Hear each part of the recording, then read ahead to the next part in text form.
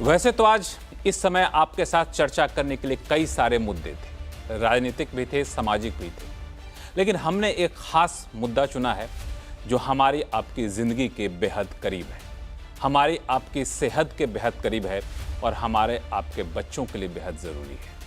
जी हाँ, वो मुद्दा है प्रदूषण का। आपको शायद पता ना हो कि सिर्फ और सिर्फ दिल्ली में हर साल वायु प्रदूषण से यानी सिर्फ एयर पोल्यूशन से 12,000 लोगों की मौत हो जाती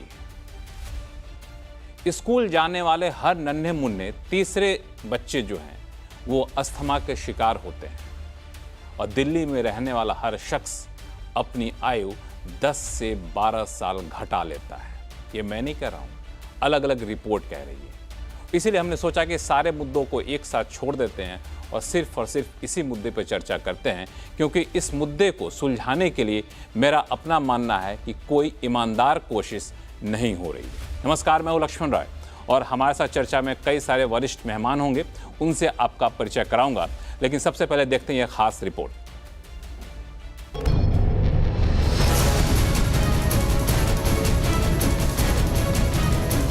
दिल्ली में हवा से लेकर पानी तक सब प्रदूषण की भेंट चढ़ गया है। आमतौर पर दिवाली के बाद दिल्ली की हवा खराब होती थी, लेकिन इस बार मामला अलग है। दिवाली से काफी पहले दिल्ली की हवा में जहर घुलने लगा है। दिल्ली का एयर क्वालिटी इंडेक्स 300 के पार चला गया है, यानी दिल्ली की हवा बहुत खराब श्रेणी में है। पॉल्यूशन को कंट्रोल करने के लिए दिल्ली सरकार ने 22 अक्टूबर से graded response action plan phase 2 लागू करने का फैसला किया है। पटाखों की मैन्युफैक्चरिंग, बिक्री, खरीद और इसके इस्तेमाल पर पूरी तरह से बैन लगा दिया गया है, लेकिन पराली और गाड़ियों का धुआं दिल्ली वालों का दम घोंट रहा है। बीजेपी ने आम आदमी पार्टी के खिलाफ मोर्चा खोल दिया है। अपनी विफलता छुपाने के लिए एक भी गंभीर उपाय अगर दिल्ली सरकार ने इस पोल्यूशन को रोकने के लिए किया होता तो आज दिल्ली वाले इन बीमारियों से ग्रसित ना होते। सीधा अरविंद केजरीवाल, आम आदमी पार्टी और उनका फेलियर है जो दिल्ली की जनता भुगत रही है। दिल्ली की जनता जो ये बद से बदतर दिल्ली देख रही है, वो अरविंद केजरीवाल तुम्हारे शासन की देन है। दिल्ली में यमुना का पानी भी जहरीले झाग से चकाचक है। यमुना के पानी में अमोनिया और फॉस्फेट की मात्रा बहुत ज्यादा हो गई है। यमुना का पानी पीने लायक तो छोड़िए, पैर डालने लायक भी नहीं बचा है। अरविंद केजरीवाल ने 2020 के चुनाव से पहले यमुना को साफ करने का वादा किया था। बीजेपी इसी वादे की याद दिलाकर केजरीवाल पर निशाना साध रही है। 8500 करोड़ रुपया 7 साल में इस दिल्ली की सरकार ने खर्च कर दिया, लेकिन यमुना वैसी की वैसी है। वादा जो अरविंद केजरीवाल ने किया था, कुछ नहीं हुआ उसका। तो सवाल ये उठता है कि जो 8500 करोड़ रुपया है वो किसके खाते में गया, कहां गया, किस भ्रष्टाचार के भेंट चढ़ा है। प्रदूषण को लेकर दिल्ली सरकार भी एक्शन में है। दिल्ली में जगह जगह पानी का छिड़काव और एंटी स्मॉग गन का इस्तेमाल तेज कर दिया गया है। रेड लाइट ऑन गाड़ी ऑफ अभियान भी शुरू कर दिया है। सड़कों पर गाड़ियों की संख्या सीमित करने पर भी विचार हो रहा है, लेकिन दिल्ली सरकार प्रदूषण का ठीकरा बीजेपी पर फोड़ रही है। कि दिल्ली की हवा में प्रदूषण बढ़ने का, दिल्ली के पानी में प्रदूषण बढ़ने का असली कारण है भारतीय जनता पार्टी की गंदी राजनीति। जिस तरह आम आदमी पार्टी की सरकार ने अरविंद केजरीवाल जी के नेतृत्व में दिल्ली में इलेक्ट्रिक बसेस की एक फ्लीट खड़ी कर दी, जहां आज दिल्ली में सीएनजी बसेस की लाइन लगी हुई है। हरियाणा की सरकार क्यों नहीं कर सकती थी? यूपी की सरकार क्यों नहीं कर सकती थी? क्योंकि वो दिल्ली वालों के साथ गंदी राजनीति करना चाहती है। पराली जलाने की घटनाओं को लेकर भी सियासी पारा हाई है। दिल्ली सरकार का आरोप है कि हरियाणा और यूपी में पराली जलाने की घटनाएं बढ़ रही हैं, जिसकी वजह से दिल्ली की हवा खराब हो रही है। पंजाब में हमारी सरकार ने काम किया और वहां पर प्रदूषण का स्तर लगातार घट रहा है। पराली जलने की घटनाएं लगातार कम हो रही हैं, लेकिन ये दुर्भाग्यपूर्ण है कि हरियाणा और उत्तर प्रदेश के अंदर पराली जलने की घटनाएं लगातार बढ़ रही हैं। अब चूंकि मौसम ठंडा हो रहा है तो प्रदूषण का स्तर बढ़ रहा है। हमारी भारतीय जनता पार्टी के सरकारों से और नेताओं से अपील है कि प्लीज हरियाणा और उत्तर प्रदेश में भी पराली घटना जो जलने की घटनाएं उसे रोक लगाइए। प्रदूषण के मामले पर सुप्रीम कोर्ट में भी सुनवाई चल रही है। सुप्रीम कोर्ट पराली जलाने के मामलों को लेकर पंजाब और हरियाणा की सरकारों को फटकार लगा चुका है। सुप्रीम कोर्ट ने पूछा कि पंजाब और हरियाणा सरकार ने पराली जलाने वाले के खिलाफ एक्शन क्यों नहीं लिया। सुप्रीम कोर्ट ने दोनों राज्यों के चीफ सेक्रेटरी को तलब किया है। इस मामले की सुनवाई अब 23 अक्टूबर को होगी। सवाल यह है कि दिल्ली में बढ़ते पॉल्यूशन का कोई सॉल्यूशन क्यों नहीं निकलता। दिल्ली सरकार पॉल्यूशन की समस्या से निपटने में नाकाम क्यों हो रही है। पराली जलाने की घटनाएं हो या फिर गाड़ियों से निकलने वाला धुआं, इसकी रोकथाम क्यों नहीं हो पा रही। हवा और पानी में पॉल्यूशन जैसे गंभीर मुद्दे पर कब तक पॉलिटिक्स होती रहेगी। समय आ गया है कि इस पर चिंता करने के साथ इसके लिए जिम्मेदार लोगों की जवाबदेही भी तय हो। बिल्कुल, सबसे बड़ा सवाल यही है। और हम पंजाब, हरियाणा, कई बार उत्तर प्रदेश का जिक्र करके इस पूरे मसले से पल्ला ऐसे झाड़ लेते हैं जैसे वो भारत का राज्य ना हो, वो पाकिस्तान हो, कनाडा हो। अरे भाई साहब, वो भी भारत का राज्य है। अगर वहाँ से कोई दिक्कत हो तो मिल बैठ के उसको निपटाएंगे, आपस में सामंजस्य बैठाएंगे। लेकिन होता ऐसा है नहीं। 2017 से मुझे लगता है कि उससे पहले से भी लगातार इस तरह के राजनीतिक बयानबाजी चलती है और पोल्यूशन को सिर्फ एक सीजनल समस्या मान के लोग चल पड़ते हैं, ना तो इसके स्थायी समाधान की तरफ कोई कदम उठता है। अक्टूबर आते ही चर्चा होती है और जनवरी फरवरी आते ही फिर चर्चा यहाँ पे ख़त्म हो जाती है। आखिर इसका स्थायी समाधान क्या है? क्या राजनीति से ऊपर उठकर हम लोग कुछ कर सकते हैं क्या, या फिर इसे हम लोग इसी के साथ जीना होगा?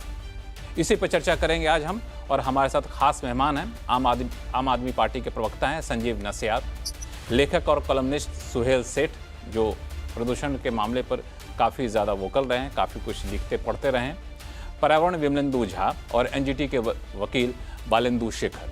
सबसे पहले मैं सुहेल सेठ साहब आपके पास में चलूँगा। मैं आपका एक 2017 का ट्वीट देख रहा था।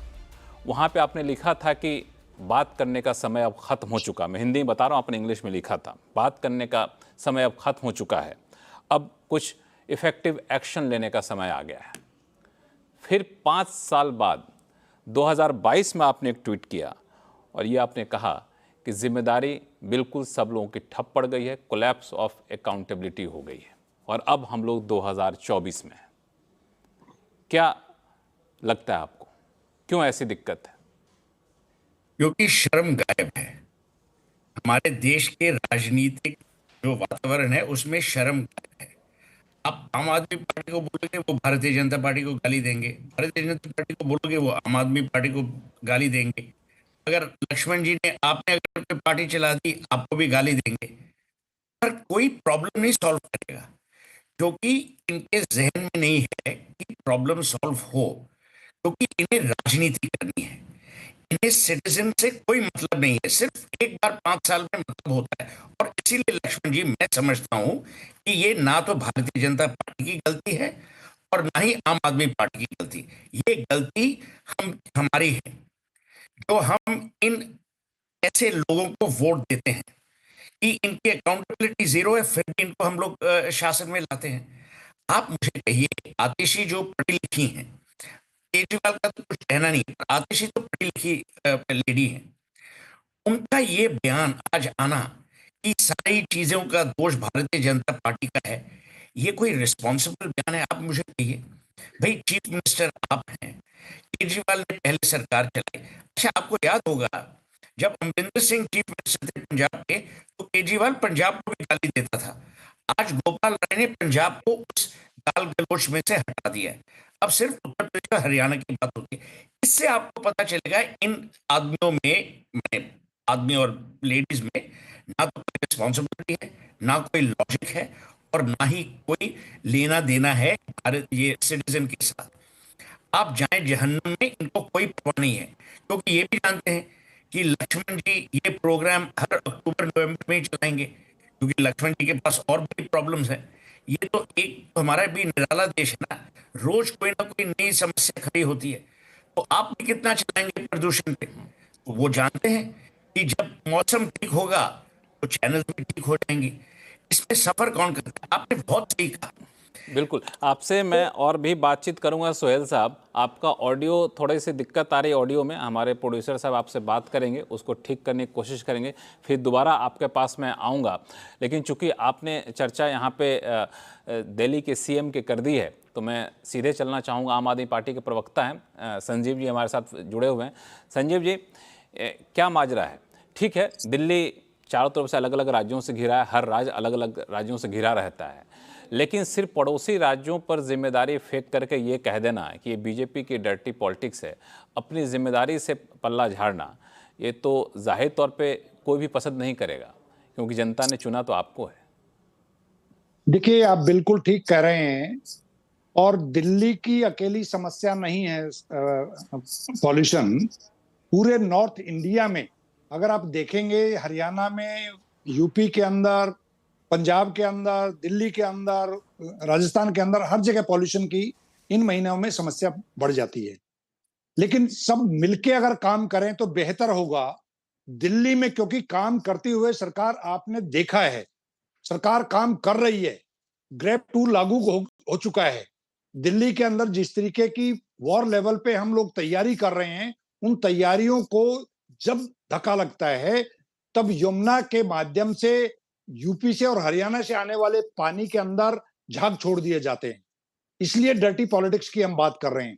जिस तरीके से पंजाब के अंदर अगर पराली का इतनी नीचे, पहली सरकार है जो कि सैटेलाइट से इस चीज को वॉच करती है, जहां पर भी कोई कमी मिलती है, जहां कोई खामी मिलती है, वहां पे कार्रवाई होती है। लेकिन हरियाणा सरकार ये क्यों नहीं कर सकती? उत्तर प्रदेश सरकार क्यों नहीं कर सकती? क्योंकि ये लोग जानबूझ के आम आदमी पार्टी को बदनाम करने के लिए, हमारी सरकार को बदनाम करने के लिए और दिल्ली की जनता को कहीं ना कहीं एक नर्क में झोंकने के लिए भारतीय जनता पार्टी जो काम कर रही है, सिर्फ पॉल्यूशन पे नहीं, हर चीज पे देखिए आप। मैं आज विषय नहीं है, लॉ एंड ऑर्डर की स्थिति देखिए देश के अंदर, दिल्ली के अंदर देखिए क्या हाल हो रहा है। तो कुल मिला के भारतीय जनता पार्टी के पास जो जिम्मेवारियां हैं, लेफ्टिनेंट गवर्नर, ये विषय नहीं है, ये विषय नहीं है। इस पे मैं आपके पास आऊंगा, यमुना पोल्यूशन पे बातचीत करूंगा। लेकिन चूंकि आपने जो बात कही उसी के साथ में कुछ तथ्य आपके सामने पेश करता हूं। मेरा अपना विचार नहीं है, ना तो मेरा तथ्य है, ये सुप्रीम कोर्ट की तरफ से दिया गया बयान है जो पिछले हफ्ते दिया गया था कि पंजाब सरकार पराली रोकने के लिए इंसेंटिव तो देती है, लेकिन कोई कार्रवाई क्यों नहीं करती है। ये सुप्रीम कोर्ट ने आपके पंजाब सरकार पर कार्रवाई करने पर सवाल उठाया है। बिल्कुल। और 2 नवंबर 2019 का मैं आ रहा हूं, 2 नवंबर 2019 का अरविंद केजरीवाल का बयान है, जो उस वक्त मुख्यमंत्री थे, और उन्होंने कहा था, उस टाइम पंजाब में आपकी सरकार नहीं थी, उन्होंने कहा था कि हम चाहते हैं कि पंजाब और हरियाणा की सरकार, कोट अनकोट बता रहा हूं, हम चाहते हैं कि पंजाब और हरियाणा की सरकार स्पेसिफिक टाइमलाइन बताए कि आखिर कब से पराली जलाना रुक जाएगा वहाँ पे, हरियाणा छोड़ दीजिए। लेकिन पंजाब ने तो कोई टाइमलाइन बताया नहीं, पराली अब भी जल रही है। सुप्रीम कोर्ट का खुद कहना है कि आप पराली जलाने वालों के खिलाफ कोई कार्रवाई नहीं कर रहे हैं, समस्या जस की तस बनी हुई है। कुछ कहेंगे संजीव जी इस पे? जी जी, सोहेल साहब देखिए, माननीय सर्वोच्च न्यायालय की टिप्पणी आपने आधी पढ़ी है। हरियाणा के चीफ सेक्रेटरी को सम्मन किया है। हरियाणा में जिस तरीके से पराली का जलना सेक्रेटरी बढ़ा को भी है, सम्मान क्या है? हेलो संजीव जी, पंजाब हरियाणा दोनों को चीफ सेक्रेटरी को सम्मान किया है। नहीं, एग्रीड। आपने पंजाब का जिक्र हाँ, किया, आपने हरियाणा का जिक्र नहीं किया। मैं इसलिए आपको बता रहा हूं कि पंजाब के अंदर ये एडमिटेड फैक्ट हैं, आप लोगों की रिपोर्ट्स हैं कि पंजाब में पराली जलने की जो पहले जिस लेवल पे जलती थी उसमें कुछ कमी आई है। स्वाभाविक है, सरकार लगी हुई है, सरकार पूरी तरीके से उन साथियों के, उन किसानों के या पराली जलाने वालों के खिलाफ कार्रवाई भी कर रही है। ऐसा नहीं है। कमी कैसे कब आई? जब सरकार पूरी तरीके से चुस्त दुरुस्त तरीके से इस मुहिम में लगी हुई है, ऑल्टरनेट इंसेंटिव भी दे रही है। और पंजाब के अंदर ये सुखद है कि पंजाब के अंदर वायु प्रदूषण में जिस तरीके से पराली का जो रोल था उसमें कमी आई है, लेकिन हरियाणा में बढ़ा है। ये डेटा है। हरियाणा में क्यों बढ़ा है? हरियाणा सबसे नियरेस्ट स्टेट है दिल्ली के। दिल्ली के अंदर जो पॉल्यूशन की समस्या है वो सबसे ज्यादा नेबरिंग स्टेज में, पंजाब का तो आने में समय लगेगा, हरियाणा का और यूपी का, राजस्थान का बॉर्डर क्योंकि दिल्ली से लगता है। जिस तरीके से ये तीनों सरकारें, मैं चैलेंज करता हूं आपके माध्यम से, यहाँ भारतीय जनता पार्टी की प्रवक्ता बैठी हुई हैं, ये बता दें कि यूपी के अंदर, हरियाणा के अंदर और राजस्थान के अंदर इन्होंने पॉल्यूशन कम करने पे कोई भी स्टेप्स अगर उनकी सरकार ने उठाए हों, लेकिन हमारी सरकार ने जो स्टेप्स उठाए हैं ये पब्लिक डोमेन में है। माननीय मुख्यमंत्री जी ने सब लिखा है। आज हम लोगों ने कुछ ऐसी चीजें जो लेफ्टिनेंट गवर्नर साहब बार बार रोक रहे हैं, रेड लाइट ऑन गाड़ी ऑफ, ये एक स्कीम बहुत पॉपुलर स्कीम थी जिसके माध्यम से कहीं ना कहीं एंटी स्मोक गन जो हमने इस्तेमाल की थी, इन सब चीजों को रोकने का काम अगर किसी ने किया तो लेफ्टिनेंट गवर्नर के माध्यम से भारतीय जनता पार्टी ने किया। इसीलिए हम भारतीय जनता पार्टी को एलाइज कर रहे हैं। बिल्कुल, आपने जो सवाल उठाया वो आपके सवालों का जवाब देने के लिए शाजिया हमारे साथ जुड़ गई हैं। शाजिया, इनका कहना है कि पंजाब की सरकार ने तो बहुत कदम उठाया, बता दें कि हरियाणा की सरकार ने क्या कदम उठाया, उत्तर प्रदेश की सरकार ने क्या कदम उठाया, तो ये जाहिर तौर पे ये अपने मुख्यमंत्री की भाषा ही बता रहे हैं कि बीजेपी की डर्टी पॉलिटिक्स है ये। शाजिया जी, आम आदमी पार्टी के अनुसार गलती हमेशा किसी और की होती है। ट्रांसपोर्ट डिपार्टमेंट इनका, ट्रांसपोर्ट मिनिस्टर इनका, एनवायरनमेंट डिपार्टमेंट इनका, एनवायरनमेंट मिनिस्टर इनका, वाटर डिपार्टमेंट इनका, वाटर मिनिस्टर इनका, पावर डिपार्टमेंट इनका, पावर मिनिस्टर इनका। लेकिन हर एक चीज जो जुड़ी हुई है सारे के सारे क्राइसिस से। साहब आप फिर बोल रहे, आप क्यों बोल रहे हैं बीच में भाई साहब? नहीं साजिया जी, मैं आपकी मदद कर रहा हूं। मुझे एंकर से कहना पड़ेगा। डिपार्टमेंट हमारे पास नहीं, मैं एंकर से बात करना चाहूंगी। अरे मैं बात नहीं करूंगी ऐसे। फिर आप डिसाइड कर लीजिए आप किसको चाहते हैं, बोले आप बात। संजीव जी एक मिनट रुक जाइए, शाजिया की बात पहले सुन लेते हैं, फिर संजीव जी आपके पास भी आएंगे। समय बिल्कुल देंगे, हमारे चैनल पे समय की दिक्कत नहीं होगा, पर्याप्त समय मिलेगा आपको जवाब देने का। शाजिया प्लीज। जी, तो अगर सारा पावर एलजी साहब के साथ है संजय जी, जो आप बहुत बार बार ये बताते हैं और यही आपका फेवरेट बचाव का तरीका है और सबसे बड़ा बहाना है लोगों को बेवकूफ़ बनाने का और गुमराह करने का, तो भाई साहब आप बता दीजिए आप क्यों नहीं इस्तीफा दे देते? अगर सारा पावर एलजी साहब के पास है, आप काम बहुत अच्छा करते हैं, इतना अच्छा काम करते हैं, फिर आप बोल रहे हैं बीच में, कैसे बोलेंगे? ऐसे नहीं हो पाएगा। आप मैं एंकर साहब से कहूंगी मैं थोड़ी देर में जुड़ जाऊंगी, अगर आप रोक नहीं पाएंगे मैं ऐसे नहीं बात कर पाऊंगी। मेरी आदत नहीं, देखिए मैं इस तरह के ना इस तरह में नहीं ऐसे नहीं कर पाऊंगी। शाजिया आपने मेरे से नाम संजीव जी एक मिनट रुक जाइए, उनको बोलने दीजिए। शाजिया को पसंद नहीं है बीच, ठीक है संजीव जी एक मिनट रुक जाइए, मैं आपके पास आ रहा हूँ। शाजिया के बाद तुरंत आपके पास ही आऊंगा, बीच में कहीं नहीं जाऊंगा। शाजिया को बात पूरी करने दीजिए। सारे सवाल नहीं मैं बोलना चाह रही हूँ, नहीं बैठूंगी नहीं। अगर आप मुझे बोलने का मौका नहीं देंगे, हाँ मैं बस चाहूंगी जो भाई साहब हैं जिनका नाम संजय है, मैं चाहती हूँ भाई साहब से, क्योंकि शायद उनकी याददाश्त कम है, एक नोटपैड ले लें और पेन ले लें, शायद उनकी आदत ना हो, या फोन पे लिख लें जिन जिन बातों से उनको तकलीफ हो रही है उसको नोट कर लें। पर्सनल कमेंट करेंगे, आपको सुनना पड़ेगा, आप निश्चिंत रहें। आपने मेरा नाम लेके सवाल पूछा, पर्सनल कमेंट क्या है भाई साहब? मैंने आपको बताया। अरे भाई ये देश के सर्वोच्च न्यायालय का फैसला है जिसको आपने पलटा संसद में ले जाके। अरे भाई जानती है। आप बोलिए, आप मैं नोट करूंगा। बहुत एक मिनट संजीव जी एक मिनट संजीव जी एक मिनट आप रुके। संजीव जी एक मिनट रुक जाइए, आप आपका कागज पर नोट डाउन करिए जो भी शाजिया कह रही हैं। शाजिया जो भी कह रही हैं, शाजिया जो भी कह रही हैं उस पर अगर जो जिन जिन बातों पे कमेंट करना आप नोट कर लीजिए। शाजिया अपनी बात कंप्लीट करिए, पर्सनल कमेंट से बचा जाए। हाँ बताइए, शाजिया अपनी बात पूरी करें। शाजिया अपनी बात पूरी बात नहीं है। अगर मैं कह रही हूँ नोटपैड लेने के लिए और पेन लेने के लिए, अगर आपका बहुत जी चाह रहा है और आप अपने हलक पर ताला नहीं लगा पा रहे तो लिख लीजिए, इसमें कोई पर्सनल बात नहीं भाई साहब। सब कोई लोगों की मजबूरी होती है, वो रुक नहीं पाते। तो खैर एक एक करके मैं फिर से शुरू करती हूँ क्योंकि भाई साहब टोकते रहे मुझे। तो चार मंत्रालय हैं, चारों से जुड़े क्राइसिस लगातार होते रहे हैं। ये नवा साल है, 10 साल पूरे होने जा रहे हैं। हर साल यही कोई ना कोई बहाना होता है। कभी पंजाब की गलती होती है, लेकिन फिर पंजाब में क्योंकि कैप्टन अमरिंदर होते हैं, फिर कैप्टन अमरिंदर जी जब चले जाते हैं, भगवंत मान जी आते हैं, तो फिर पंजाब की गलती नहीं होती, फिर हरियाणा की गलती हो जाती है। जब हरियाणा को बाकायदा सुप्रीम कोर्ट उसकी तारीफ करती है, पिछले साल जो सुप्रीम कोर्ट ने पंजाब को लिटरली हड़काया है और चेताया है और बाकायदा कहा है, नसीहत दी है कि आप हरियाणा से सीखिए किस तरह से उनकी फार्म फायर्स कम हुई है। और मैं डेटा आपको बता दूं भाई साहब, क्योंकि फिर से आप गलत बयानी कर रहे थे, इधर उधर भाग रहे थे, लेकिन मैं आपको बता दूं कि 2021 सितंबर से लेकर दिसंबर तक जो 5,996 फार्म फायर इंसिडेंट्स हरियाणा में थे, वो कम होकर 3,233 हुए 2022 में, और 2023 में आप देखेंगे तो 1,800 हुए, जो अभी भी ज्यादा है। नायाब सिंह सैनी ने कहा है, पंजाब के मुख्यमंत्री की तरह उन्होंने कहा है कि हमारे मुख्य सचिव जाएंगे, हम अपने किसानों को समझाएंगे, ना सिर्फ हम इंसेंटिव देंगे लेकिन हम पनिशमेंट भी करेंगे। हम कहेंगे जो क्रॉप्स यहाँ से आ रही हैं उन्हें चिन्हित किया जाएगा और बताया जाएगा कि मंडी में, ताकि ये जो लोग हैं ये पराली जला रहे हैं, ये जो है पनिशमेंट भी इसमें है, यानी कि सजा भी है, और उसमें एक तरह का एक लाभ के तौर पर इंसेंटिव भी दिया जा रहा है। ये किया गया है और हरियाणा का रिकॉर्ड बहुत बेहतर है, तो आपके आंकड़े बिल्कुल गलत थे। जहां तक बात है यमुना की, तो पोल्यूशन सेस के अलावा जो सेंटर स्टेट को दे रही है, दिल्ली स्टेट या यूटी जो भी आप कहना चाहेंगे, वो 8,500 करोड़ रुपए हैं जो करप्शन की भेड़ चढ़ गए हैं।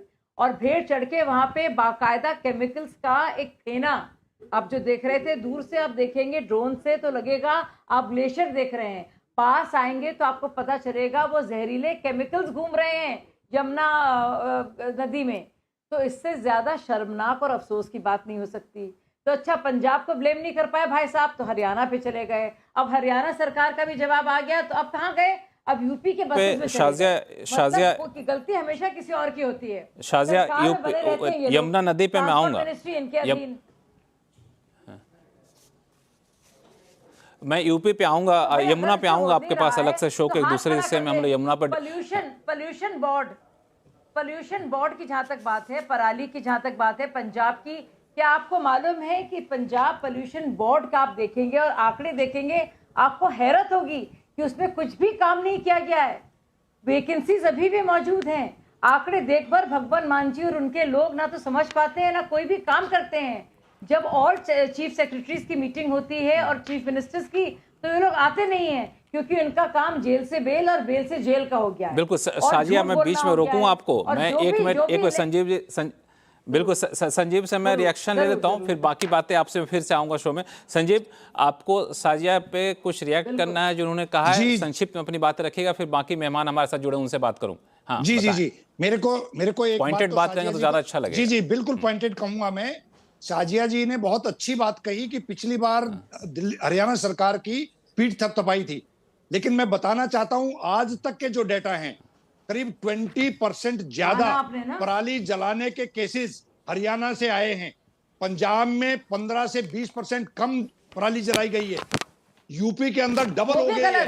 वो भी गलत हुआ है। डेटा है आपके पास, मैं डेटा रखने के लिए तैयार हूं। शाजिया, आपके पास कौन सा डेटा है? मेरे पास है। जनता पार्टी के पाकिस्तान से ज्यादा भारतीय जनता पार्टी के हेडक्वार्टर में तैयार होता है। जी नहीं, ये डेटा सबके पास है। को नर्क में झोंकने के लिए भारतीय जनता पार्टी वाले पाप कर रहे हैं। यूपी के अंदर डबल डेटा, अभी तक जितनी पराली आप स्क्रीन में देखिए, स्क्रीन पे भी टीवी दिखा रहा है। और झूठ बोलिए भाई साहब, डबल पराली जलाने की घटना यूपी में हुई है। 20% से ज्यादा पराली जलाने की घटना हरियाणा में हुई है। और बहुत अच्छा, पंजाब में 15 से 20% कम हुई है भाई साहब। और दिल्ली के अंदर जिस तरीके से आप नेगेटिव राजनीति कर रहे हैं, नकारात्मक राजनीति कर रहे हैं, जिस तरह के आपका भाषा का स्तर उतर गया है, वो दिल्ली वाले बहुत अच्छी तरह समझ रहे हैं। आप लोगों को मार रहे हैं। आपने कॉन्स्टिट्यूशनल बेंच के फैसले को पलटा। भारत की सर्वोच्च न्यायालय के संविधान पीठ ने फैसला दिया था कि चुनी हुई सरकार के पास अधिकार होने चाहिए। चुनी हुई सरकार की क्योंकि एक रिस्पॉन्सिबिलिटी है जनता के प्रति, उस अधिकार को छीनने का काम किसने किया? भारत की संसद में भारतीय जनता पार्टी के प्रधानमंत्री नरेंद्र मोदी जी ने वो छीनने का पाप किया। और इसी वजह से दिल्ली की जनता, बिल्कुल एक मिनट बस, हम लोग मुद्दे से भटके ना संजीव, हम लोग मुद्दे से ना भटके। शाजिया और संजीव एक मिनट रुक जाएं। हमारे साथ सुहेल सेठ साहब जुड़े हुए हैं, जो कॉलमनिस्ट भी हैं और प्रतिष्ठित लेखक भी हैं। सुहेल सेठ साहब, आपने आम आदमी पार्टी के प्रवक्ता को सुना, भाजपा के प्रवक्ता को सुना। मेरा आपसे सवाल ये है कि हम लोग इस पूरी समस्या को, आपको नहीं लगता कि एक सीजनल समस्या के तौर पर देख रहे हैं? नहीं, सीजनल समस्या तो आप छोड़िए। संजीव ने अपना डेटा पॉइंट्स दिए, उसमें उसने एक भी सोल्यूशन दी कि सोल्यूशन क्या है। स्मॉग गन, रेड लाइट, गाड़ी ऑफ से फ्यूल बर्निंग और होता है। आप ऑटोमोबाइल कभी आपने हैंडल किया है ब्रांड? आप लोगों को आइडिया नहीं है। ये सब टोकनिज्म है। और अगर किसी सरकार ने, या पंजाब की सरकार हो, हरियाणा की सरकार हो, अगर आप समझते हैं वो लोग अपना काम नहीं कर रहे, केजरीवाल जी तो माहिर हैं कोर्ट्स के साथ, आप सुप्रीम कोर्ट चले जाइए और बोलिए सुप्रीम कोर्ट को कि हरियाणा में पराली के ये ज्यादा हुए हैं, वो भी आप नहीं बोल रहे। सर मैं एक चीज जानना चाहता हूँ, नहीं, दिल्ली सरकार मैंने आपको इंटरप्ट नहीं किया। देखिए, मैं शाजिया नहीं हूं, मैं इतना प्यार से नहीं बोलूंगा। नहीं सर, आप ठीक है, आप रखिए सर, रखिए। नंबर 2, अभी आपने शाजिया को भी सुना, ब्लेम आप दोनों एक दूसरे को करेंगे और वो करते जाएंगे। वो राजनीति का है, वो राजनीति है। मैं आपसे एक ही प्रश्न पूछता हूं, जो दिल्ली का सिटीजन है, जो दिल्ली के बच्चे हैं, वो कहां जाएं? वो क्या आपके डेटा पॉइंट से उनको कोई परवाह है? एस्थमा जो हो रहा है, जो लोग स्कूल्स बंद हो रहे हैं, जो यमुना का हाल है, वो क्या आप डेटा पॉइंट से टैकल करेंगे? अरे 20% कम हो गया, उससे क्या होगा? पोल्यूशन है कि नहीं? AQI इज मिजरेबल और नॉट? आप सोल्यूशन दीजिए संजीव जी, लोग आपको तब रिस्पेक्ट करते हैं। मैं आपको एक बात बोलूं, मैंने पहले ही आम आदमी पार्टी को प्रेस किया था। इस बार भी जब आतिशी हैड टेकन ओवर, मैंने कहा at least someone intelligent has taken over. पर प्रॉब्लम पता है आम आदमी पार्टी की क्या है? मैं आपको सच सच बोलता हूं, और मेरे को सब पार्टियों से घिनक है। I hate all of them. Problem आम आदमी पार्टी की है, जब आपकी प्रॉब्लम आ जाए तो आप बंदर किसी और के शोल्डर पे रख देते हैं, नंबर 1। नंबर 2, आपको कलेश के अलावा और कुछ करना आता ही नहीं है। लोग हर वक्त परेशान ही हो जाते हैं। अब आतिशी ने इतना अच्छा सजेशन दिया, मैं आपसे ये अनुग्रह करूंगा कि आप इस प्रोग्राम पे हम सबको ये बोलें कि आगे जाके 3 या 4 सॉल्यूशंस क्या हैं, A, B, उस सॉल्यूशन से ये प्रॉब्लम कैसे खत्म होगी। और तीसरी चीज, इस साल तो अब है प्रॉब्लम, अगले साल में सिटीजन्स की क्या रिस्पॉन्सिबिलिटी होनी चाहिए और पॉलिटिकल पार्टीज की क्या रिस्पॉन्सिबिलिटी होनी चाहिए, आप ये मेरे को बोलिए ना, ताकि हम लोग सॉल्यूशंस की तरफ जाएं। प्रॉब्लम तो सबको मालूम है। संजीव जी, जो इन्होंने सवाल पूछा है, सोहेल साहब ने जो सवाल पूछा है, वो सारे सवालों का जवाब आपसे लूंगा। मैं आपको थोड़ा सा वक्त देता हूं 2-3 मिनट का। तब तक 2 मेहमान और बहुत लंबे समय से इंतजार कर रहे हैं, उनसे पहले बात कर लेता हूं। विमलेंदु झा साहब, ये मैं सोहेल साहब के सवालों का जवाब देने का आपको समय में दूंगा, क्योंकि ये 2 मेहमान बहुत देर से इंतजार कर अच्छा नहीं लगता है। मैं 1-1 मिनट का उनके पास जाता हूँ, फिर आपके पास दोबारा आऊंगा। आप तब तक और तैयारी कर लीजिए। विमलेंदु जी, ये जिस तरह के सॉल्यूशन अभी हम लोग देख रहे हैं, स्टेप 1, स्टेप 2, स्टेप 3, स्टेप 4, फिर यहाँ पे आया कि आप मशीन खरीद लीजिए, हम सब्सिडी दे देंगे। कहीं से आया है कि नहीं जी, अब आप जलाएंगे तो हम आपसे सामान नहीं खरीदेंगे। तो ये सारे सॉल्यूशन जो है, जो सोहेल सेठ साहब कह भी रहे थे कि ये सॉल्यूशन वाकई कारगर होगा क्या, या फिर हमें कुछ लॉन्ग टर्म सॉल्यूशन ढूंढना होगा? देखिए, एक समस्या का समाधान तभी होता है जब आप समस्या का सही डायग्नोसिस करें। अगर आपको बीमारी ही गलत तरीके से आप डायग्नोस करेंगे तो आप फिर गलत टैबलेट खाते रहेंगे, और वही स्थिति यहाँ पे है। अगर आप देखें तो दिल्ली, और मैं दोनों के बारे में बात करूंगा, हवा के बारे में भी और यमुना के बारे में भी। यमुना की सबसे पहले अगर हम देखें तो लगभग 80% जो यमुना का प्रदूषण है वो दिल्ली में होता है, और बाकी 20% जो है बाकी जगहों पे, आगरा में 9% और पानीपत, सोनीपत वगैरह में 1-2% होता है। लेकिन अभी भी अगर आपने देखा कि आम आदमी पार्टी के जो प्रवक्ता है, उन्होंने कहा कि ये जो प्रदूषण है वो बाहर से आता है। जितने भी डेटा आप पिछले 20-25 वर्षों से देख लें, जितने भी साइंटिफिक स्टडीज, चाहे किसी की भी सरकार रही हो, चाहे कोई सी भी यूनिवर्सिटी हो, सब कहते हैं कि 80% कॉन्ट्रीब्यूशन दिल्ली के यमुना के प्रदूषण का दिल्ली है। और उसके ऊपर काम दिल्ली को ही करना पड़ेगा, क्योंकि जो 17 नाले हैं, लगभग 3500 मिलियन लीटर वेस्ट वाटर जो है, सीवेज जो है, वो यमुना के अंदर दिल्ली डालता है। और वो पार्शली ट्रीटेड रहता है या अनट्रीटेड रहता है, क्योंकि अगर ट्रीटमेंट के बाद भी अगर पानी अगर काली है, क्योंकि आप पल्ला पे जाएं तो पल्ला जो जहां से यमुना दिल्ली के अंदर घुसती है, वजीराबाद के पास, वहां पे पानी ब्लैक वाटर नहीं है, लेकिन आपको कालिंदी कुंज में मिलेगा। इसका मतलब कॉमन सेंसिकल अंडरस्टैंडिंग है। ये गुमराह करने का, झूठ बोलने का, सोहेल साहब ने सही कहा कि अगर थोड़ी सी भी ऑनेस्टी, पॉलिटिकल ऑनेस्टी अगर गवर्नेंस में होती आम आदमी पार्टी के पास, और मैं ऑफ कोर्स बीजेपी के बारे में मैं बात करूंगा, लेकिन आम आदमी पार्टी के पास, तो एक्सेप्ट करेगी अपनी प्रॉब्लम और उसके लिए कोई सोल्यूशन। विमलेंदु एक मिनट, आपने बहुत अच्छी बात कही विमलेंदु, आपने बहुत पते की बात कही कि जहां से यमुना प्रवेश करती है दिल्ली में, वहां पे पानी काला नहीं होता। पानी काला होता जब दिल्ली में आती है तब। तो जाहिर तौर पे जो प्रदूषण है वो दिल्ली में ज्यादा यहाँ पे मिलता है। ये भी एक पॉइंट है। संजीव जी, आपके पास आऊंगा। एक बार मैं बालेंदु हवा के बारे में एक, हाँ बिल्कुल, एक मिनट। एयर पोल्यूशन में भी अभी जो है हम लोग सब लोग और सुप्रीम कोर्ट इंक्लूडेड पराली के बारे में बात करते हैं। दिल्ली के प्रदूषण का मेन कारण आज की तारीख में, आज हम 21 तारीख में बैठे हैं, जो है वो दिल्ली का अपना सोर्स है। 99% पोल्यूशन जो दिल्ली का जो AQI अगर 454 अगर आनंद विहार में है, तो वो ये नहीं पराली के कारण, क्योंकि पराली की हवा अभी तक आई नहीं है। और जो डस्ट है लगभग 30 से 35%। अपने सोर्स का मतलब क्या है? अपने सोर्स का मतलब क्या है? पेरिनियल सोर्सेस है, जो मैं कह रहा हूँ, वेहिकुलर पोल्यूशन जो है लगभग 35% है, और पब्लिक ट्रांसपोर्ट का डेफिसिट लगभग 7,000 बसों की है। साथ ही साथ जो है कंस्ट्रक्शन, डेमोलिशन एक्टिविटीज और रोड साइड डस्ट जो है वो लगभग 35 से 40% है। तो पराली बहुत ही एक आसान सा एक बहाना बन जाता है सबके लिए, इंक्लूडिंग सुप्रीम कोर्ट, और स्मोक गन वगैरह भी बहाना बन जाता है एज अ सोल्यूशन। आप सोर्स ऑफ प्रॉब्लम में जब तक नहीं जाओगे तब तक आप सोल्यूशन नहीं ढूंढ पाओगे। और इसमें गलती बीजेपी की भी है। अगर बिग ब्रदर सेंट्रल गवर्नमेंट का, जब तक इसमें एक नदी अगर मैं दोनों के पास जाऊंगा, मैं विमलेंदु जी, मैं दोनों के पास जाऊंगा। बीजेपी भी हमारे साथ, शाजिया जी भी बैठी हुई हैं और संजीव भी बैठे हो आम आदमी पार्टी से। एक बार मैं बालेंदु शेखर के पास चलते हैं, जो एनजीटी के वकील है, इस पूरे मामले को काफी करीब से देखे हैं और अपने पक्ष भी रखे हैं। बालेंदु शेखर जी, ये माजरा क्या है? सुप्रीम कोर्ट की तरफ से बयान आते हैं, आदेश जाता है, कमेटी बनाई जाती है, और फिर जैसे ही सर्दी बढ़ती है फिर से सुनवाई का सिलसिला शुरू हो जाता है, फिर से आदेश का सिलसिला शुरू हो जाता है, फिर किसी को फटकार लगती है, और फिर जनवरी फरवरी आते आते सारा कुछ शांत पड़ जाता है। तो इसमें कोर्ट के आदेशों का क्या लगता है, जमीन पे पालन नहीं हो पा रहा है या कुछ माजरा और है? देखिए, सबसे पहली बात तो लक्ष्मण जी ये है कि जो पूरी की पूरी जो स्थिति है वो हर किसी के सामने है, और उसके जो कारण हैं, जैसा कि विमलेंदु जी ने बोला कि एक तो आउटसाइड फैक्टर्स है जिसकी पूरी चर्चा हो रही है। पराली जो बार बार कहा जा रहा है, पराली की समस्या है जो कि आउटसाइड फैक्टर्स है, और साथ साथ जो हमारी दिल्ली की जो आंतरिक समस्या है, आंतरिक जो कारक है, जैसे रोड डस्ट, जो कि विमलेंदु जी ने बोला, रोड डस्ट हुए, पॉट होल्स हुए, या फिर जो आप सफाई नहीं करते हैं, या जो लोकल बर्निंग है, गार्बेज, म्युनिसिपल सॉलिड वेस्ट का यदि ढंग से आप डिस्पोजल नहीं करते, तो ये सारे के सारे जो लोकल फैक्टर्स हैं वो भी कहीं ना कहीं एग्रीवेट करते हैं। क्योंकि पराली ही यदि सर्व समस्या होती तो शायद हरियाणा में सबसे ज्यादा पोल्यूशन होता, दिल्ली में कम होता, क्योंकि दिल्ली में एक तो सबसे काफी डेंसली पॉपुलेटेड जगह है, यहाँ की ट्रैफिक डेंसिटी ज्यादा है, और भी मैं थोड़ा सा स्पेसिफिक सवाल, बालेंदु शेखर जी, मैं थोड़ा सा स्पेसिफिक सवाल आपसे पूछता हूं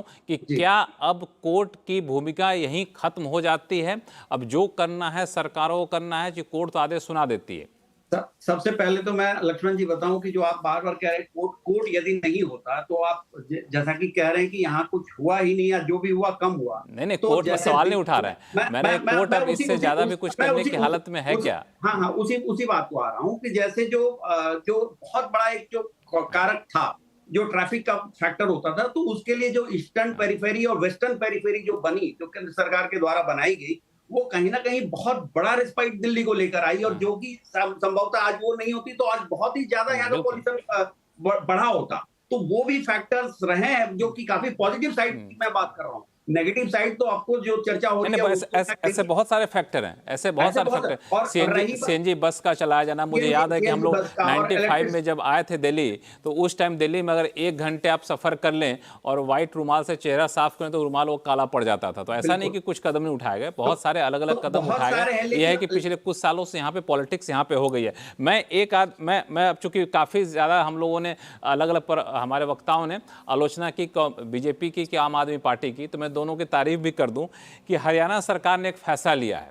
फैसला ये लिया कि जो किसान पराली जलाते हैं उनके खिलाफ एफआईआर दर्ज किया जाएगा, उनका नाम रेड एंट्री में डाल दिया जाएगा, उनके अनाज को पोर्टल से नहीं खरीदा जाएगा, मंडियों के माध्यम से। ये फैसला लिया गया, लेकिन फैसला कब लिया गया?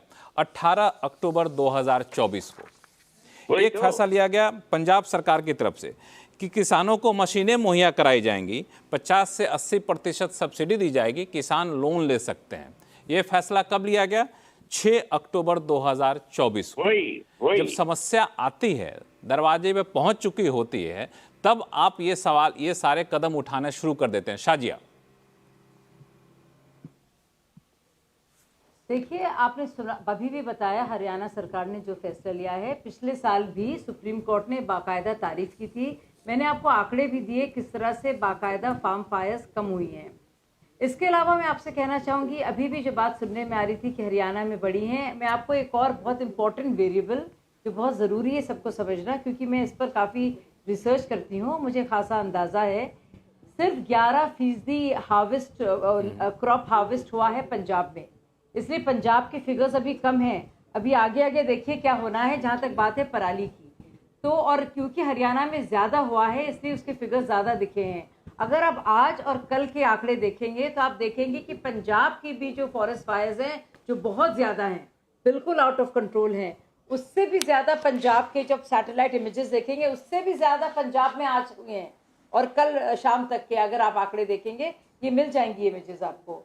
तो हम इसे पंजाब को ब्लेम नहीं करना चाह रहे हैं, हम इस झूठ को एक्सपोज करना चाह रहे हैं कि पहले केजरीवाल जी कहते थे कि हमारी सरकार होगी, हमको वोट दो, हम ये समस्या खत्म करेंगे। पंजाब में उनकी सरकार है। फिर कहते थे एमसीडी में हमको दो, हम एमसीडी जीत जाएंगे तब समस्या खत्म करेंगे, फिर नहीं है। अब क्या कहते हैं कि अब यूपी के बसेस में प्रॉब्लम है। मतलब प्रॉब्लम हर जगह है, बस उनमें है। और आप देखिएगा कि अगर आप सेस भी देखेंगे, जो बाकायदा एनवायरनमेंट को लेकर जो एक पोल्यूशन सेस है, उसके पैसे कहाँ गए? आप जरा सा भी अगर जरा से भी एक ऑडिटर की नज़र से भी देखेंगे और जानना चाहेंगे, आप एनजीटी की नोटिसेस और ट्राइब्यूनल की हियरिंग से मैं बात नहीं कर रही हूँ, मैं सिर्फ आपको बता रही हूँ कि पंजाब जो पोल्यूशन बोर्ड जो पूरा है उसमें कितनी वैकेंसीज हैं, कितना पैसा उसको दिया गया है, वो पैसे का क्या हुआ, आपको कोई भी इस पर आंकड़ा नहीं मिलेगा। आरटीआई भी अगर आप भेजेंगे तो आपको समझ में नहीं आएगा कि वो करोड़ों कहाँ गए। आप दिल्ली में भी देखिए, दिल्ली में बहुत सारे इसको लेकर भी आरटीआईज हैं कि जो पोल्यूशन सेस है उसका क्या हुआ। अच्छा, हर साल हम लोग ये बात कर रहे हैं, अब थोड़ा सा संजीव जी से बात कर लें हम लोग। संजीव जी का भी पक्ष, संजीव का भी पक्ष जान लें, आम आदमी पार्टी से हैं। साजिया आपने कई सारी, साजिया आपने आखिरी चीज नहीं, मैं आखिरी चीज कहूंगी। हाँ, बताएं। सुहेल जी ने बहुत अच्छी बात कही और बहुत ही वो सही कह रहे हैं कि सिर्फ प्रॉब्लम्स हम लोग ना बताएं, समाधान की तरफ जाएं। बिल्कुल सही कह रहे हैं। लेकिन ये जो 21 स्मोक गन्स की बात हो रही है, मैं उनको बताना चाहूंगी कि ये जो अभी नया उन्होंने शगुफा छोड़ा है आतिशी जी, तो मैं आपको बता दूं ऐसे स्मोक टावर्स हैं 30 से 40 करोड़ के जो बंद पड़े हैं 4-5 सालों से, जिस पर सरकार का पैसा खर्च हुआ है, हम सब का, लेकिन वो चलते नहीं है।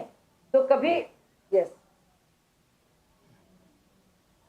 बिल्कुल। संजीव, मेरा सवाल ये है कि चूंकि साजिया ने जहां से खत्म किया वहीं से मैं आपसे पूछूं कि ठीक है, आरोप प्रत्यारोप चला है, राजनीति है, लेकिन लोगों की जिंदगी इससे जुड़ी हुई है, लोगों का जीवन है, लोगों की आयु कम हो रही है, लोग मर रहे हैं। हमें राजनीति से ऊपर उठ के क्या आम सहमति से क्या कोई हम लोग सॉल्यूशन निकाल नहीं सकते हैं क्या? ठीक है, आम आदमी पार्टी ही शुरुआत कर दे इसकी, क्यों हम बीजेपी का इंतजार करें? हम तो पहले दिन से इस बात के लिए फोल्डेड हैंड से भारतीय जनता पार्टी के नेताओं को रिक्वेस्ट कर रहे हैं कि दिल्ली वालों को जीने दो, दिल्ली वालों की समस्याओं को और मत बढ़ाओ।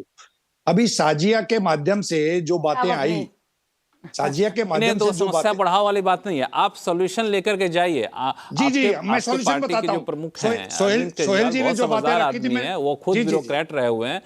एक समस्या लेकर आप समाधान लेके जाइए, बैठिए बीजेपी के साथ, हाँ भाई चलिए हम लोग मिल बैठ के ये सारा काम करते हैं। क्यों हर साल 2-3 महीने हम लोग इतने झिकझिक में लगे रहते हैं? कुछ सॉल्यूशन, स्थायी समाधान क्यों नहीं निकालते हैं आप लोग? नहीं, स्थायी समाधान निकालने के लिए, क्योंकि पूरे नॉर्थ इंडिया की समस्या है, तो सेंट्रल गवर्नमेंट को पहल करनी चाहिए, जो पहल इनकी तरफ से कभी नहीं होगी।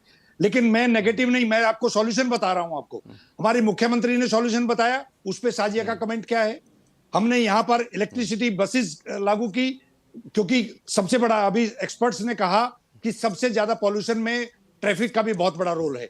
ट्रैफिक के लिए अगर मान लो हम एक स्कीम लेके आ रहे हैं कि रेड लाइट ऑन, गाड़ी ऑफ, उसके बारे में हमारे दूसरे एक्सपर्ट सोहेल जी क्या बोल रहे हैं? नेगेटिव बोल रहे हैं। दिल्ली की जनता बहुत समझदार है। Stupid idea.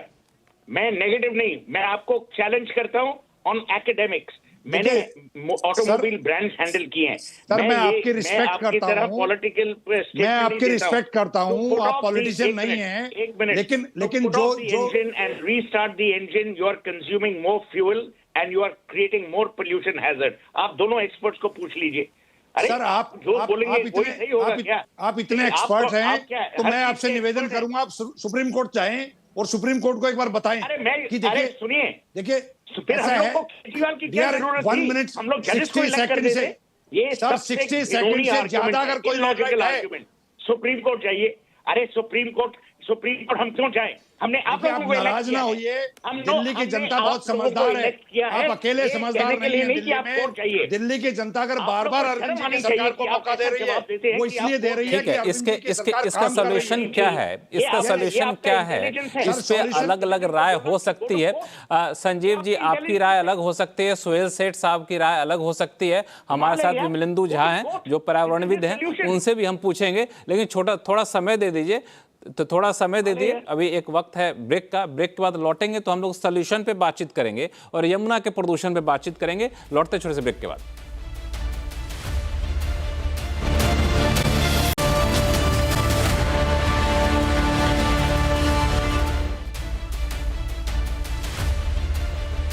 ब्रेक के बाद एक बार फिर से आपका स्वागत है। हम लोग चर्चा कर रहे हैं कि प्रदूषण से कैसे निजात पाया जाए।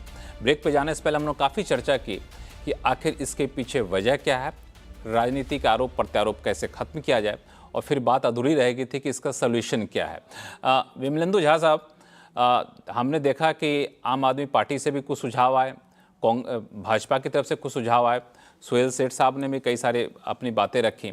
आपको क्या लगता है कि अगर हमें कोई 3 ठोस सॉल्यूशन निकालने हो इस समस्या का, स्थायी समाधान, तो क्या हो सकता है? मैं ये नहीं कह रहा हूँ कि आज कदम उठाएं कल खत्म हो जाए, ठीक है, मान लें इस साल भी झेल लेगा, दिल्ली की जनता झेल लेगी, कम से कम अगले साल तक तो राहत मिल जाए। कुछ ऐसा लॉन्ग टर्म सॉल्यूशन क्या हो सकता है? देखिए बहुत सारे, मैंने पहले ही कहा था कि जब तक डायग्नोसिस ठीक नहीं होगा तब तक हम उसका इलाज ठीक से नहीं कर पाएंगे, और डायग्नोसिस में ही गलती है एयर पोल्यूशन को लेकर के। हम जब बात करते हैं, 2 सोर्सेस हैं पोल्यूशन के, एक है पेरिनियल सोर्सेज जो साल भर होते हैं, और दूसरा है एपिसोडिक सोर्सेज जो कि हम चाहे वो पटाखे हों या फिर पराली जलाने के बारे में बात करते हैं। हमारा सारा फोकस, और सुप्रीम कोर्ट का भी फोकस अक्सर जो है, ऑफ कोर्स अभी तक जैसा कि लोगों ने कहा कि सुप्रीम कोर्ट ने बहुत काम किया है, और सुप्रीम कोर्ट अगर नहीं होती, और उनका काम ये है नहीं, governance is not the responsibility of the courts of our country, लेकिन जो कुछ भी हम देख पा रहे हैं वो कोर्ट्स के कारण देख पा रहे हैं। तो अगर हम पेरिनियल सोर्सेज का देखें, जब तक हम अपने पब्लिक ट्रांसपोर्ट को एक्सपेडाइट नहीं करेंगे, और रीजनली करें हम, क्योंकि दिल्ली और गुड़गांव और फरीदाबाद और गाजियाबाद में कोई हवा में कोई पॉलिटिकल बाउंड्री नहीं है, तो अगर रीजनल प्लान बनाना है तो हमें एक एयरशेड प्लान बनाना बहुत आवश्यक है, एक पब्लिक ट्रांसपोर्ट को लेकर के। साथ ही साथ जो रोड साइड जो डस्ट है, जो कि हम PM10 के बारे में बात करते हैं, और चाहे रोड साइड डस्ट हो या कंस्ट्रक्शन डिमोलिशन एक्टिविटीज का डस्ट हो, ये 2 बहुत बड़े सोर्सेस हैं। मैं आपको फिर से कह रहा हूं कि आज भी जो हम AQI के बारे में चर्चा कर रहे हैं वो पराली के कारण नहीं है, और पराली सिर्फ 30 से 45 दिन जल होता है। दिल्ली की आबो हवा जो है ऑन एन एवरेज 300, 350 और 400, 200 से ऊपर तो हमेशा ही रहता है, और जिस समय पराली नहीं जल रहा होता है। तो पराली से हमें बहुत बार लगता है कि हम पराली के बारे में चर्चा करें, एक कन्वीनियंट नैरेटिव हो जाता है, कन्वीनियंट एक्सक्यूज हो जाता है। और जैसा कि आम आदमी पार्टी के उन्होंने कहा, ये PR से नहीं चलेगा, बोर्ड लगाने से पोल्यूशन साफ नहीं होता है कि आप बत्ती ऑफ करो और बत्ती ऑन करो और ऑड करो, ये बैंडेड सॉल्यूशन है। जिस तरह अगर हम ICU में हैं तो आपको एक उस तरह का ट्रीटमेंट, एक सर्जरी की आवश्यकता है, और वो तभी होगा जब of course collective collaborative long term solution, जब तक हम पब्लिक ट्रांसपोर्ट में लेके नहीं आएंगे, हम अपने वेस्ट डिस्पोजल में लेके नहीं आएंगे, जब तक हम अपने क्या कहते हैं डस्ट के मैनेजमेंट में लेके नहीं आएंगे, तब तक इसका सोल्यूशन नहीं होगा। और इसके लिए 3 लेयर्स ऑफ गवर्नेंस जिसको हम कहते हैं, कि चाहे वो सेंट्रल गवर्नमेंट हो, रिस्पेक्टिव स्टेट गवर्नमेंट्स हो,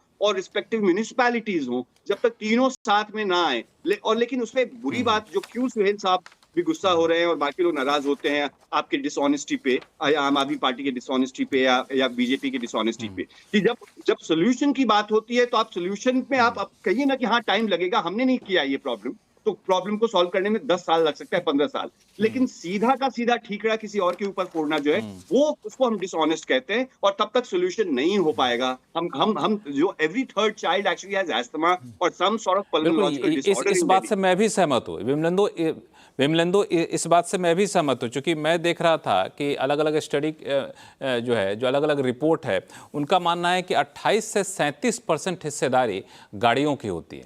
लेकिन इन गाड़ियों पर लगाम लगाने की बजाय, हालांकि 15 साल से पुरानी गाड़ियाँ दिल्ली की सड़कों पर नहीं रहेंगी, इस तरह कई सारे कदम उठाए गए, लेकिन इसके बावजूद मैं देख रहा था कि रोजाना दिल्ली की सड़कों पर 8 मिलियन गाड़ियाँ दौड़ती हैं। और जहाँ तक पब्लिक ट्रांसपोर्ट की बात है, वाकई मेट्रो ने काफ़ी अच्छा काम किया है, लेकिन अभी भी मुझे लगता है कि पब्लिक ट्रांसपोर्ट के मायने में दिल्ली काफ़ी पीछे है। और जब प्राथमिकता देने की बात आती है तो पब्लिक ट्रांसपोर्ट कम प्राइवेट ट्रांसपोर्ट को प्राथमिकता दिया जाता है। सोहेल सेठ साहब ज़्यादा बेहतर अनुभव कर रहे होंगे। जब आप दिल्ली एयरपोर्ट पे जाएंगे और अराइवल पे जाएंगे तो वहाँ पे पब्लिक ट्रांसपोर्ट की एंट्री नहीं होती है, मुझे बहुत दिन बाद पता चला। वहाँ सिर्फ प्राइवेट ट्रांसपोर्ट की एंट्री होती है, चार्जेज ज़्यादा है वहाँ पे प्राइवेट ट्रांसपोर्ट की। तो इस तरह की स्थिति यहाँ पर है। जब तक आप प्राइवेट ट्रांसपोर्ट को डिस्करेज नहीं करेंगे, पब्लिक ट्रांसपोर्ट को इनकरेज नहीं करेंगे अलग अलग माध्यम से, तब तक आपके स्थायी समस्या का समाधान नहीं हो सकता। शाजिया, मैं आपको एक सोल्यूशन देता हूँ। हाँ बताइए। सोल्यूशन यही है, क्योंकि ये देखिए, पॉलिटिकल पार्टीज कोई काम नहीं करेंगी, ये लोग लड़ेंगे एक दूसरे के साथ। सोल्यूशन ऐसा है, सुप्रीम कोर्ट को आज नहीं कल एक कमेटी बिठानी चाहिए जो environment expert, traffic expert, pollution experts की कमेटी है। उनको सारी चीजों में जाके within 30 days recommendation which has to be implemented का ऑर्डर होना चाहिए। जब तक इन लोगों को ऑर्डर नहीं मिलेंगे, ये लोग अपने बूते से तो काम करेंगे नहीं, ये लोग तो कोर्ट को ब्लेम करेंगे। अरे भाई, अगर कोर्ट से देश चलाते तो हम कोर्ट्स को इलेक्ट करते, हम फिर केजरीवाल और नरेंद्र मोदी और आतिशी को क्यों इलेक्ट करते? उनको इसलिए इलेक्ट किया है वो गवर्न करे। कोर्ट्स का बिजनेस ये नहीं है कि गवर्न करना। सुप्रीम कोर्ट को तो आपने एकदम लोअर कोर्ट बना दिया। Bail to jail to pollution सारा कुछ सुप्रीम कोर्ट डिसाइड करेगी। फिर आप लोग छोड़ दीजिए अपनी कुर्सी, जो शीश महल बना रहे हैं, जो इतने बड़े बड़े आप लोग घर पे रहते हैं, आप छोड़ दीजिए। मैं कहूंगा आपको, आप भाषा पे नियंत्रण रखें डियर सोहेल जी। मैं आपकी रिस्पेक्ट कर रहा हूं। नहीं, मैं आ रहा हूं। रिस्पेक्ट कर रहा हूं। मैं आपको सही बोल रहा हूं। आप क्या बोल रहे हैं आप? सही खर्च करते हैं, क्या सही बोल रहे हैं? घरों पे खर्च करते हैं, गाड़ियों पे खर्च करते हैं। आप भारतीय जनता पार्टी के प्रवक्ता बन के बैठिए यहाँ पे। फिर आप बात कीजिए, क्रिटिसिज्म में अपनी भाषा का क्रिटिसिज्म करूंगा। आप कौन होते हैं बात करने वाले? कौन सा शीश महल बनाया है? किसने बनाया है? मैं आपका ये भारतीय जनता पार्टी का जो प्रचार है, दुष्प्रचार है। आप कौन होते हैं बोलने के लिए? सुनिए, सुप्रीम कोर्ट के फैसले को कौन नहीं मान रहा है? सुप्रीम कोर्ट के फैसले को कौन नहीं मान रहा है? सुप्रीम कोर्ट की कॉन्स्टिट्यूशनल बेंच ने एक फैसला दिया कि चुनी हुई सरकार के पास अधिकार होने चाहिए। आप उस पर नहीं बोलते हैं। चुनी हुई सरकार के पास अधिकार होने चाहिए, नहीं होने चाहिए? क्यों नहीं बोलिए आप? You have no क्यों नहीं बोलते आप? and I'll tell you why. चुनी हुई सर्वोच्च न्यायालय के फैसले पे चुनी हुई सरकार के सारे अधिकार किसी ने छीने? Why should I go to court? नहीं, आप अभी आप कह रहे हैं दिल्ली की जनता। अच्छा, आप दोनों एक मिनट शांत हो जाइए। एक मिनट संजीव और सोहेल सेठ साहब, संजीव जी, आप दोनों लोग थोड़ा शांत हो जाइए। हम लोग थोड़े से इस चर्चा को आगे बढ़ाते हैं। सोहेल सेठ साहब एक मिनट शांत हो जाइए। संजीव जी आप भी शांत हो जाइए। बालेंदु शेखर, आपके पास मैं जाऊंगा, चूंकि ले दे के मामला भरोसा, मैं आपके पास आऊंगा। सोहेल सेठ साहब मैं आऊंगा आपके पास। बालेंदु शेखर, ले दे के मामला कोर्ट की तरफ सबकी उम्मीदें टिकी हुई हैं, चूंकि राजनीति वालों से उम्मीदें शायद हट गई हैं, तो कोर्ट के लिए ये जो रास्ता बताया सोहेल सेठ साहब ने, आपको कितना कारगर दिख रहा है? बिल्कुल जो फिर उसके बाद मैं जाऊंगा दोनों हमारे जो प्रवक्ता है उनके पास। जो बात सोहेल सर ने बोली, बिल्कुल वही बात सुप्रीम कोर्ट ने भी बोली थी। उन सारे बातों को लेते हुए आज के तारीख में ऑलरेडी एक कमीशन एग्जिस्टेंस में है, जिसपे कि जो सारे adjoining states के chief secretary is also member of that very commission of air quality management जो NCR के लिए बनी है, वो ऑलरेडी एग्जिस्टेंस में है और वो फंक्शनल है। और जो ग्राफ की सिस्टम की बात है, और उसकी भी पूरी की पूरी मॉनिटरिंग उस कमीशन के द्वारा की जा रही है। तो ऐसा नहीं है कि कोर्ट के लाइट में कुछ काम नहीं हो रहा है, लेकिन जो बार बार जो आ रही है कि जब तक हम सॉल्यूशन को लेकर उस पर काम नहीं करेंगे तब तक ये समस्या बनी रहेगी, चाहे कोई भी कमीशन आए या कोई भी सरकार आए। तो समस्या जो पराली के साथ साथ जो हमारी मौलिक जो समस्या है, बालेंदु जी जी बालेंदु जी, उसी कमेटी के बारे में कहा जा रहा है कि वो बिल्कुल दंत विहीन है, मतलब उसके पास पावर वैसा नहीं है कि अपने फैसले को तुरंत लागू कर सके। ऐसा नहीं है कि जब भी कमेटी का कोई इस तरह का ऑर्डर आता है तो उनके भी फ्लाइंग स्कर्ट्स पूरे फील्ड में जाते हैं, और हमने बहुत सारे ऐसे केसेस किए हैं कि जब कोई भी इस तरह के इसी लगते हैं, इन्वायरमेंटल कंपनसेशन लगते हैं, तो उन्हें उनको चैलेंज करने के लिए सुप्रीम हाईकोर्ट आना पड़ता है। और ऐसे बहुत सारे केसेस हमने किए हैं जिसमें कि उनको डिपॉजिट करना पड़ता है या फिर उनके पूरे के पूरे यूनिट बंद हो जाते हैं। तो ये जो कोई कह रहे हैं कि ये कमेटी दंत विहीन है, बिल्कुल सरासर गलत है। ये कानून बन चुका है और कानून के दायरे में उनके पास पावर है कि वो यूनिट को या तो बंद कर सकते हैं या उन्हें उनके ऊपर क्रिमिनल एक्शन भी हो सकता है। कोर्ट का कमेंट है, मैं नहीं कह रहा हूँ, कोर्ट का खुद का कमेंट है। बालेंदु जी, मैं आपके पास आऊंगा, लेकिन आपने बहुत अच्छी बात सुझाव दी। बहुत देर से शाजिया इंतजार करे, शाजिया बहुत देर से इंतजार करे। हाँ शाजिया, बताएं, कुछ कह रही हैं आप? एक मिनट, शाजिया का सुनते हैं। बहुत देर से इंतजार करे, बिल्कुल पेशेंस के साथ बैठी थी वो, बताइए जी। देखिए हम लोग ने सब सारी बातें की। अभी पता चला आपको कि व्हीकल पोल्यूशन बहुत बड़ा एक इशू है, क्यों जरूरी है पब्लिक ट्रांसपोर्ट का बेहतर होना। ये तो बड़ा आसान है, महिलाओं को आप दे दें फ्री में, और अच्छी बात है। लेकिन आपने डीटीसी बसेस कितनी बढ़ाई हैं? क्या आपको पता है कि डीटीसी बसेस बढ़ाने का, 1000 बसेस बढ़ाने का जो फैसला था, उसमें किस तरह से टेंडरिंग की गई है? वो पूरा मामला एसीबी के पास गया है। और मैं बता दूं कि वो भी ये चाह रहे थे प्राइवेटाइज करना, और ताकि उसमें भी सरकार का, जिस तरह से उन्होंने शराब को प्राइवेटाइज किया उस तरह से वो भी करना चाह रहे थे। और जो 2 कंपनीज हैं, जेबीएम ऑटो लिमिटेड और टाटा मोटर्स, 700 और 300, बिल्कुल इनका पूरा मॉडल ही यही है कि किस चीज से पैसा निकाला जाए। तो आप यकीन नहीं करेंगे, 3500 करोड़ का इनका आया, जो मतलब कॉस्ट ऑफ मेंटेनेंस और कॉस्ट ऑफ परचेज से कहीं से भी, मतलब 1000 बसेस क्या, इससे आप कितनी ज्यादा बसेस आप ले लेते। तो उसमें इतना करप्शन था कि वो एसीबी पूरा मैटर गया। तो बसेस नहीं आई, नहीं बसेस पुरानी रही। फ्रीबीज की जो राजनीति कर रहे हैं, टैक्स पेयर्स, हम सब लोग जो सब्सिडाइज कर रहे हैं अरविंद जी की पॉलिटिक्स को, क्योंकि हम लोग इसका पैसा दे रहे हैं, उसके चलते उन्होंने महिलाओं को तो दे दी फ्री सीटें, लेकिन बाकी लोगों को क्या होगा? और इसीलिए आप व्हीकुलर पोल्यूशन देखे, you need less private vehicles for which you have to improve public transport. You don't have an option, this is the only thing that you can do. और आप देखिए क्या हो रहा है कि कभी और, बिल्कुल यही मैं कह रहा था, कभी ऑफ ऑन, इससे क्या फायदा होगा? संजीव कुछ बोलना चाह रहे हैं बहुत? आप शाजिया ने भी कहा कि जो पब्लिक ट्रांसपोर्ट है उसको बढ़ाने में आपकी सरकार नाकाम रही है, और कई सारे वक्ताओं ने भी मोटे तौर पे यही कहा कि दिल्ली सरकार को और ज़्यादा प्रोएक्टिव होना चाहिए। क्या करेंगे? आपके पास समय है सिर्फ 1 मिनट का, चूंकि शो का समय खत्म हो रहा है। जी देखिए लक्ष्मण जी, दिल्ली की जनता की सेवा में अरविंद केजरीवाल जी की सरकार पूरी तरीके से लगी हुई है। बसेस को अगर आप देखेंगे दिल्ली के अंदर, राजनीतिक भाषण नहीं चाहिए, आप टू द पॉइंट बात करिए। यस, इलेक्ट्रिक बसेस जो हैं वो कई हजार इलेक्ट्रिक बसेस दिल्ली के रोडों पे चल रही हैं। दिल्ली के अंदर यूपी से जो बसेस आती है वो डीजल की बसेस आती है, आज भी डीजल व्हीकल की। आप देखिए साजिया जी, क्योंकि आप तो कारों में चलते हैं, कभी एक बस में बैठ के देखिए बस का स्टैंडर्ड क्या है।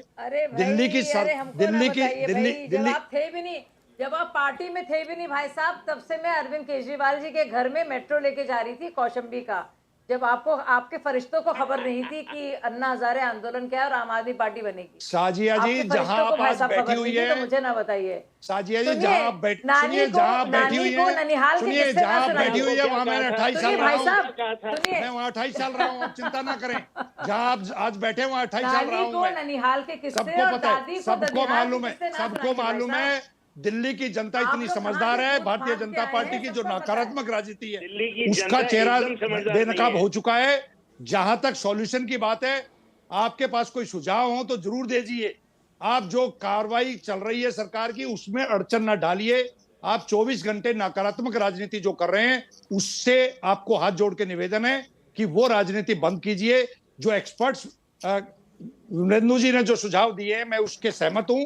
नरेंद्र जी, अल्लाह आपको गलती से सच बुला लेना, मैं बहुत मेरी तो यही दुआ है कि गलती से आप लोग सच बोलते हैं एक बार, ये मेरी दुआ है सुबह शाम रात में यही दुआ ऐसा है। साजिया गलती से आप सच बोलते हैं, साजिया जब आम आदमी पार्टी निकल जाए, मेरे को ऐसा लगता है सुबह शाम रात की आप जब तक साजिया आम आदमी पार्टी में थी तो साजिया एक मिनट बोलने दीजिए संजीव को। भारतीय जनता पार्टी सच्चाई बोल रही है। आप बीच में, मैंने आपको क्या आप कहा था प्रोग्राम हम की लोगों के शुरुआत पास में? जिम्मेवारी ये है, होगा। उस जिम्मेवारी अरे के आप लगातार तहत बोल रहे हैं भाई पब्लिक साहब। पब्लिक ना कोई- कन्विंस बिल्कुल जो है देखिए, वो आप- बढ़नी चाहिए। इसी चीज से हम लोग इसी बात से हम लोग बचना चाह रहे थे साजिया, संजीव, इसी बात से हम लोग बचना चाह रहे थे कि नहीं, लक्ष्मण जी, राजनीति का मैंने आरोप बीच में प्रत्यारोप interrupt ना नहीं हो किया है। और हम लोग